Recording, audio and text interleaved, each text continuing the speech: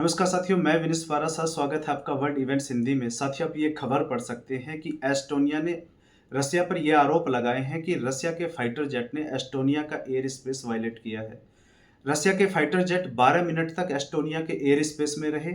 बाद में इन्हें इटली के F-35 जेट द्वारा भगाया गया। साथियों, ये खबर इसलिए इम्पोर्टेंट हो जाती है कि अभी 3 दिन पहले मैंने एक वीडियो बनाया था जिसमें यह बताया था कि रसिया यूक्रेन को अटैक करते करते रसिया के कुछ ड्रोन पोलैंड की तरफ चले जाते हैं, पोलैंड में एंटर कर जाते हैं, क्योंकि पोलैंड भी यहाँ एक नेटो देश है। इसलिए पोलैंड ने साथियों नेटो का आर्टिकल 4 एक्टिवेट कर दिया, और नेटो का 4 आर्टिकल जो है ये कहता है कि यदि किसी देश पे कोई खराब स्थिति आती है तो वो नेटो की एक सामूहिक मीटिंग बुला सकता है। और इस नेटो पोलैंड ने जब ये नेटो की मीटिंग बुलाई तो इस मीटिंग में ये डिसाइड किया गया कि जो नेटो का ईस्टर्न बॉर्डर है, यानी कि जो बॉर्डर पोलैंड और यूक्रेन का है, उस बॉर्डर को और ज़्यादा सिक्योर करने के लिए यहाँ पर नेटो ने एक ऑपरेशन लॉन्च किया, ऑपरेशन यानी कि ईस्टर्न सेंट्री। और इस ऑपरेशन के तहत ये डिसाइड किया गया, यहाँ पर फ्रांस ने अपने पोलैंड में 2 राफेल फाइटर जेट तैनात किए। ब्रिटेन ने अपना एयर डिफेंस सिस्टम दिया ताकि पोलैंड का बॉर्डर को और ज़्यादा सिक्योर किया जाए। अब साथियों, एस्टोनिया यहाँ यही चाह रहा है कि ये जो ईस्टर्न सेंट्री ऑपरेशन है, अब इसको बढ़ाकर, इसका दायरा बढ़ाकर बाल्टिक देशों तक किया जाए। मैं भी आपको बताऊंगा बाल्टिक देशों की स्थिति क्या है। लेकिन साथियों, सवाल यहाँ ये उठता है कि आज के समय रूस के प्रेसिडेंट पुतिन नेटो से डर नहीं रहे हैं, क्योंकि अब से पहले रूस का कोई भी हथियार नेटो कंट्री में नहीं जाता था, यानी कि कोई भी ड्रोन नहीं गया था। ये लड़ाई तो पिछले 4 साल से चल रही है। लेकिन अब ऐसा क्या हो गया है कि अब नेटो के रूस के फाइटर जेट नेटो देशों की सीमा क्षेत्र में घुस जा रहे हैं, रसिया के ड्रोन नेटो देश की सीमा क्षेत्र में घुस जा रहे हैं।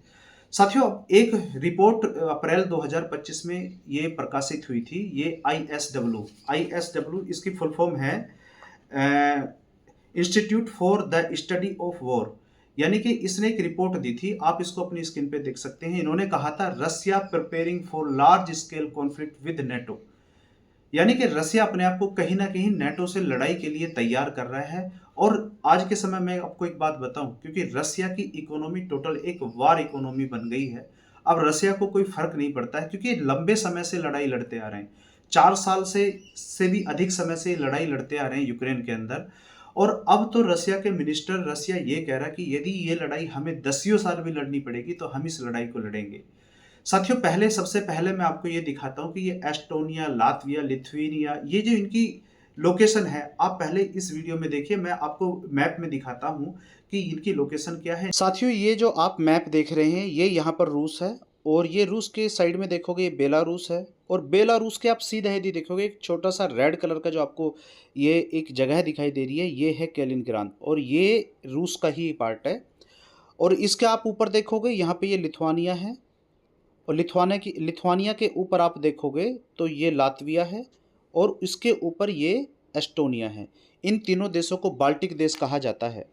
साथियों, आप पोलैंड के ऊपर देखोगे, एक पोलैंड और ये बेलारूस और कैलिनग्राद के बीच में आपको येलो कलर का एक छोटा सा जो डॉट दिखाई दे रहा है, ये वही रास्ता है, ये वही जगह है जहाँ पे ये नेटो देश लिथुआनिया के साथ बॉर्डर शेयर करते हैं।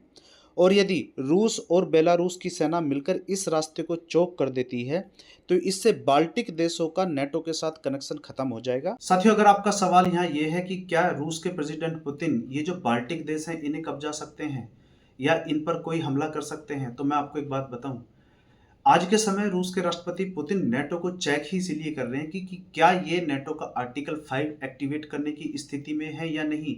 इसलिए आप बार बार देखोगे कि रूस की तरफ से जो नेटो देश हैं, इनके एयर स्पेस को का उल्लंघन किया जाता है। कभी रूस के फाइटर जेट इनके एयर स्पेस में घुस जाते हैं, कभी ड्रोन घुस जाते हैं, क्योंकि रूस के प्रेसिडेंट पुतिन को यहाँ एक बात बहुत अच्छे से पता है कि नेटो का आर्टिकल 5 कभी एक्टिवेट नहीं होगा। यदि नेटो का आर्टिकल 5 एक्टिवेट हो जाता है, इसका मतलब है दुनिया का संपूर्ण विनाश। और आज के समय अमेरिका में जो राष्ट्रपति हैं डोनाल्ड ट्रंप, ये कभी नहीं चाहेंगे, ये नेटो से वैसे ही चिढ़ते हैं, और ये कभी नहीं चाहेंगे कि यूरोपीय देशों के लिए या नेटो के किसी देश के लिए ये आर्टिकल 5 एक्टिवेट करें, क्योंकि यूरोप की देशों की आज के समय जो स्थिति है, जो उनकी सुरक्षा है, उनकी सुरक्षा कौन संभालता है? अमेरिका। तो इसलिए अमेरिका को लगता है कि ये अपनी सुरक्षा पे अपनी जीडीपी का बजट तो खर्च करते हैं नहीं, ये टोटल अमेरिका पे डिपेंड है। तो अमेरिका के राष्ट्रपति डोनाल्ड ट्रंप तो वैसे ही नेटो से बाहर जाने के लिए तैयार हैं। तो आज के समय पुतिन ये बहुत अच्छी तरीके से जानते हैं कि नेटो का आर्टिकल 5 कभी एक्टिवेट नहीं होगा। अभी पोलैंड ने भी कोशिश करी नेटो का आर्टिकल 5 को एक्टिवेट करने की, लेकिन हुआ क्या? यहाँ पे ऑपरेशन चला दिया गया कि ईस्टर्न सेंट्री नाम का एक ऑपरेशन लॉन्च कर दिया गया। साथियों, यदि हम नेटो के इतिहास की बात करें तो नेटो के इतिहास में केवल एक बार नेटो का आर्टिकल 5 एक्टिवेट हुआ, जब नेटो के देशों ने अफगानिस्तान को कब्जाया था। उस समय आर्टिकल 5 एक्टिवेट किया गया और ये 20 साल तक अमेरिका ने अफगानिस्तान को कब्जा के रखा, लेकिन अंत में हुआ क्या और इन्हें किस तरीके से भागना पड़ा? जबकि अफगानिस्तान की कोई इकोनॉमी बहुत ज़्यादा खास नहीं थी, अफगानिस्तान के पास कोई बहुत बड़ी आर्मी नहीं थी, और फिर भी अमेरिका को लास्ट में वहाँ 2021 में किस सिचुएशन में भागना पड़ा, किस तरीके से भागना पड़ा। हालांकि अब डोनाल्ड ट्रंप ये कह रहे हैं कि हमें अफगानिस्तान वापस जाना है और ये बागराम एयरबेस जो है अफगानिस्तान का हमें फिर से कब जाना है। मतलब अभी भी इनको चुल है, अभी इनकी चुल खत्म नहीं हुई है। साथियों, अब इसलिए मैं यहाँ ये ध्यान दिलाना आपको चाहता हूँ कि जो रूस के प्रेसिडेंट हैं पुतिन, ये बहुत इंटेलिजेंट हैं और ये बहुत अच्छे से जानते हैं। और जैसा मैंने अभी आपको बताया कि यदि ये जो पोलैंड का जो बॉर्डर बाल्टिक देशों से मिलता है, यदि रूस और बेलारूस इसको चोक कर देते हैं तो ये बाल्टिक देश बिल्कुल अलग थलग पड़ जाएंगे और रूस के लिए इन्हें कब्जाना कोई बहुत बड़ा गेम नहीं होगा, बहुत ज़्यादा मुश्किल नहीं होगा। तो आज के समय साथियों बहुत सारी ऐसी रिपोर्ट आ रही हैं जो ये कह रही हैं, इस बात का इशारा कर रही हैं। अभी मैं आपको एक रिपोर्ट है जो जर्मनी की खुफिया एजेंसी और डेनमार्क की खुफिया एजेंसी, इन्होंने ये कहा है कि आने वाले 6 महीने से 2 साल के अंदर रूस बाल्टिक देशों पर हमला करेगा, बाल्टिक देशों को कब्जाएगा और कहीं ना कहीं बाल्टिक देशों को अपने कब्जे में लेना रूस की मजबूरी भी है। साथियों, हालांकि इस वीडियो में इतना ही। देखते हैं आगे क्या डेवलपमेंट होती है, और यदि आप वीडियो लास्ट तक देखते आ गए हैं तो चैनल को सब्सक्राइब कर लीजिए, वीडियो को लाइक कीजिए। मिलते हैं साथियों अगले वीडियो में। बहुत बहुत धन्यवाद।